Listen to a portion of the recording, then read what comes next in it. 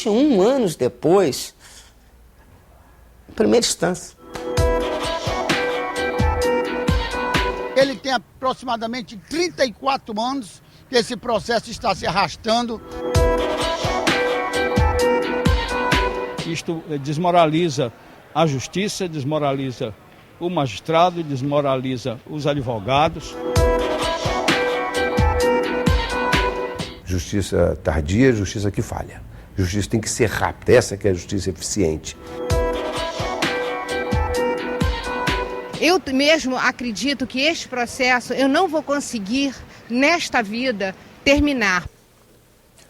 Quem necessita do Poder Judiciário no Brasil sabe que tem um longo caminho a percorrer. Caso não seja uma questão simples, muitas vezes solucionada nos juizados especiais, um processo pode significar anos de espera, sofrimento emocional e desgaste financeiro. Parte deste problema é técnico, burocrático. Está no texto da lei.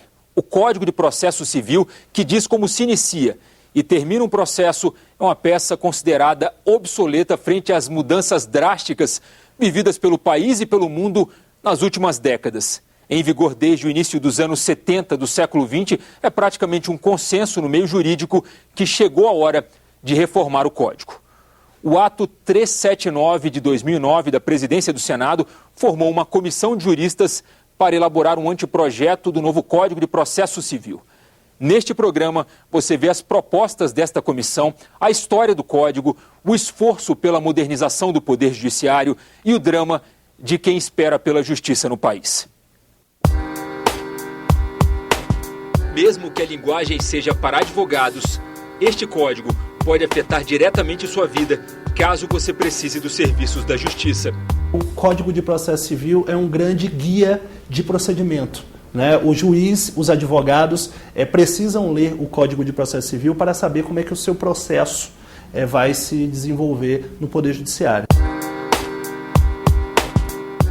Ali estão as regras de como o processo começa, como ele se desenvolve e como ele termina.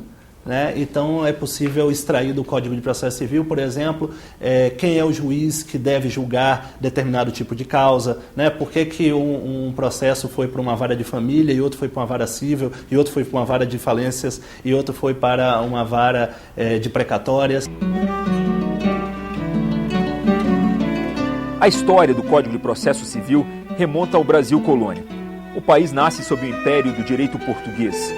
As ordenações da coroa faziam referência aos monarcas de cada período. Independente de Portugal em 1822, somente em meados do século XIX, o Brasil começa a forjar um direito próprio.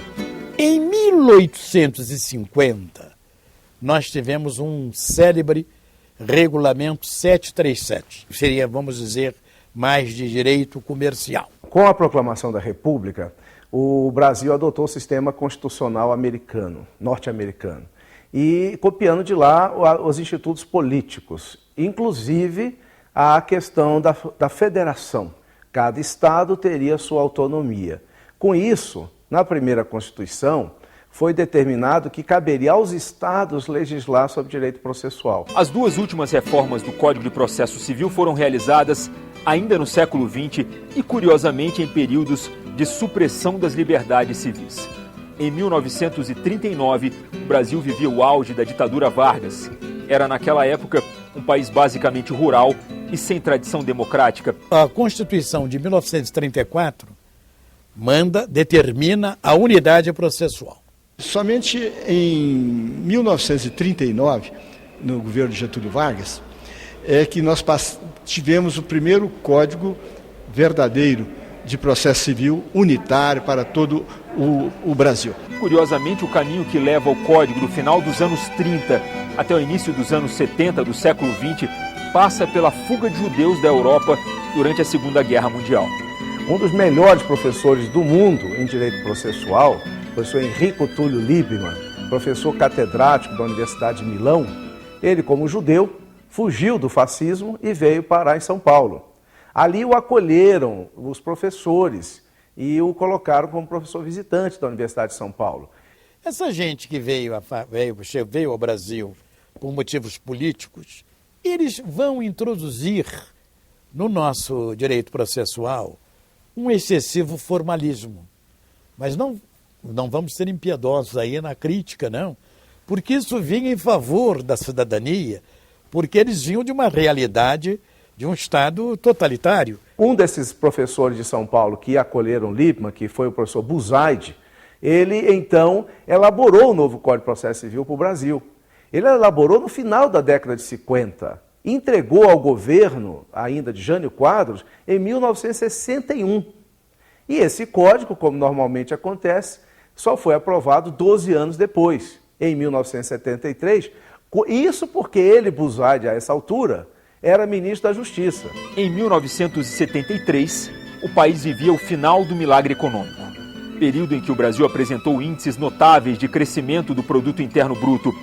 Era também o período de maior repressão política da história brasileira.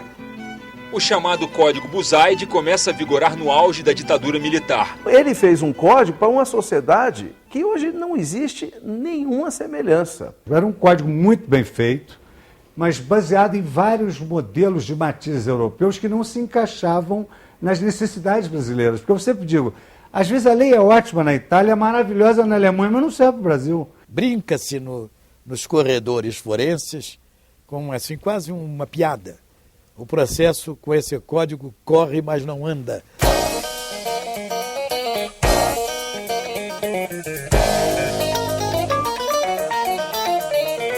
De 1974 até 2010, inúmeras reformas foram promovidas. É um código que se transformou numa colcha de retalhos. Os anos 80 trazem a massificação das causas judiciais. Os planos econômicos, o Código de Defesa do Consumidor e a Constituição de 1988 mudam a história do Brasil e aumentam a demanda da justiça. Onde as pessoas começaram a ter consciência de que existe um judiciário onde eles podem bater as portas, houve um aumento de demanda muito significativo e nós precisamos estar preparados para dar uma resposta adequada. E a resposta adequada, necessariamente, ela tem que ser mais célere do que está sendo. Nós estamos em 2010, né? A Constituição é de 88, o Código é de 1973. O que a gente conclui daí é que há um descompasso histórico, político, social, econômico, total do atual Código com o Brasil de hoje.